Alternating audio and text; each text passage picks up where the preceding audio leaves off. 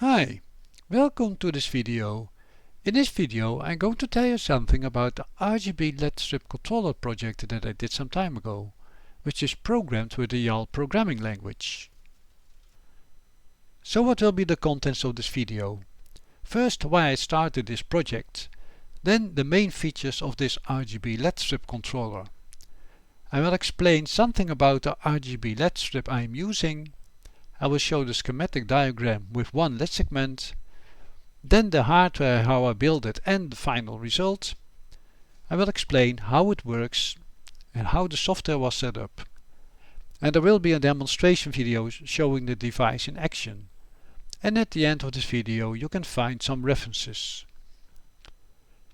So why did I do this project? Some time ago I purchased a 10 meter long RGB LED strip with a remote control and a controller. And I used the controller and I used 7 meters of the strip, so I had 3 meters left. And for the leftover strip I created my own RGB LED strip controller. And I'm using a PIC Microcontroller for that, which is programmed with the YAL programming language. So what are the features of this RGB LED strip controller? When you power it on, it will generate a random color pattern. And these color changes fade in and fade out. And I'm using a remote control of the RGB strip, and so you can change the colors. And this remote control uses the NEC remote control format, and you can see the type of remote in this picture, and which is often used for these kind of LED strips. I did not build any fancy features, but there is enough room left in the PIC microcontroller if you want to do so. So some more information about the LED strip that I'm using. It operates at 24 volts and it has segments of 20 centimeters, with each segment having 6 RGB LEDs including the current limiting resistors. And in my project I used a strip of 1 meter, so 5 segments, and then it draws about 94 milliamps when all LEDs are turned on. And these segments are all connected in parallel, so that's why you can cut them with a scissor. But the LEDs are not individually addressable, unlike the LED strips that use the WS2812 LEDs, which are individually addressable. In this case the LEDs are activated by putting the cathode to ground. So the schematic diagram looks as follows. At the bottom you find one LED strip consisting of 6 LEDs including their current limiting resistors. At the top left you find the voltage regulator that makes the 5 volt for the PIC microcontroller and the infrared receiver. And at the right you see the transistors which are used to pull the cathodes to ground. So this is how I built it. I built the electronics on the breadboard, as you can see on the left, and on the right you can see the final result. So the LED strip is mounted at the bottom of a shelf. So how does it work? The brightness of each LED is controlled using pulse width modulation, and this is done in software on an inter-LED basis using a timer, and in this case it's timer 2 of the PIC microcontroller.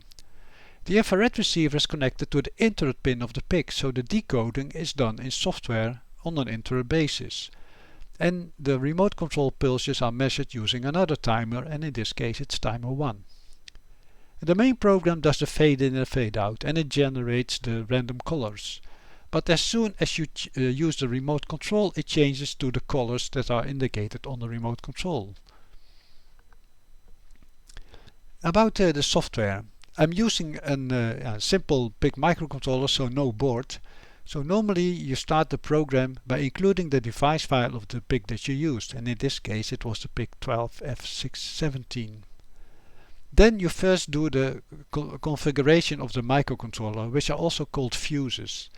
And you can change, for example, if you want to use an internal oscillator or an external oscillator, or using a 4 MHz internal oscillator or 8 MHz.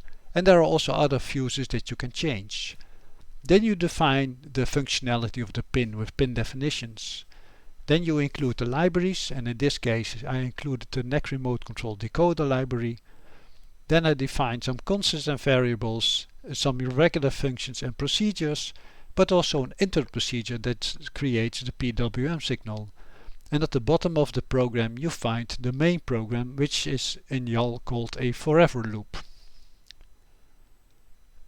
So in the following video you will see two things. I will start with a random color, and then after some time I'm using the remote control to control the LED strip and set the predefined colors.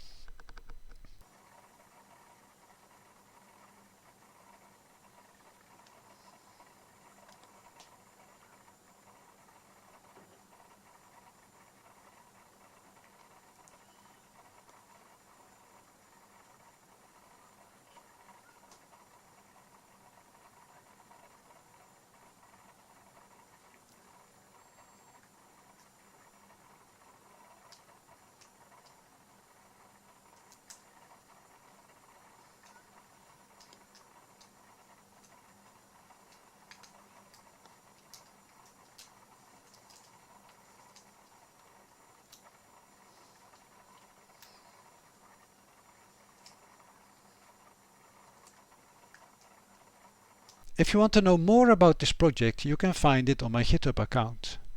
If you want to know more about YAL and the YAL programming language, you can visit the YAL website. If you have questions, you can have a look at the YAL lib tutorial, or you can visit the YAL list Google group. And if you have bugs or specific requests, you can visit the YAL lib Google group. And all the YAL sources and also the sources of the compiler can be found on GitHub. I hope you liked this video, and thanks for watching.